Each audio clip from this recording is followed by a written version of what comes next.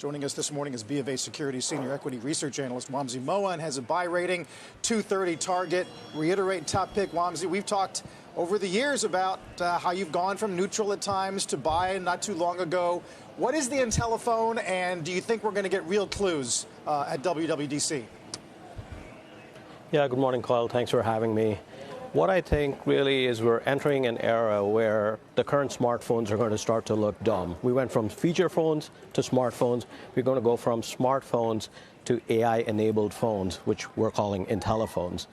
And really the difference here is that there is context, which means that you can have a conversation, you can deploy agents in the background to go do tasks for you. So much more level of sophistication compared to anything that we have. And with your last guess, you were talking about large TAMs. Think about 1 billion iPhones at $1,000. You're talking $1 trillion TAM of an install base, which is why we think that this is once in a decade kind of opportunity where you have a significant upgrade cycle because the productivity enhancements that you're going to get from this are going to be so significant. Now, talking about WWDC, yeah, I think we're going to start to see some of the tea leaves around AI. We certainly expect some of the standard basic features around photo and video manipulation and being able to transcribe and doing real-time translation.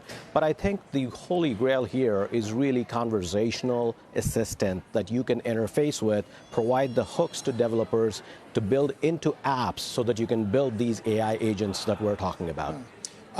Two questions. What would happen to ASPs if this really got into consumers' hands at scale? And can you explain to a layperson how it differs from, say, asking Siri a question?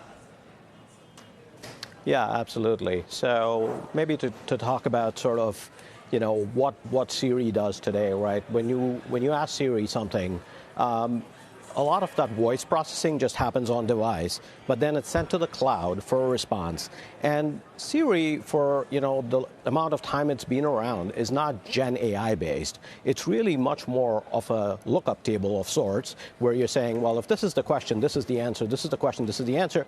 But it has had to seen the question before, right? With Gen AI, you might expose something to a completely new piece of information or data, and the inference engine of the LLM actually comes back to you with a relevant answer. So it's not sort of a lookup, very prescriptive kind of answer that you get, or in many cases you basically get, I searched the web and here's what I found. Well, it should be much more sophisticated than that in a Gen AI world where you're actually getting relevant information that is condensed in a very manageable way and then articulated back to you in whichever format you would like. So it's a very, very different kind of experience we hope that conversational AI is going to bring relative to the very basic commands like set a timer or wake me up at this time kind of commands that you currently operate with Siri. This can be multimodal, as you've seen with some of the OpenAI discussions. It can include photo, video. There is context awareness around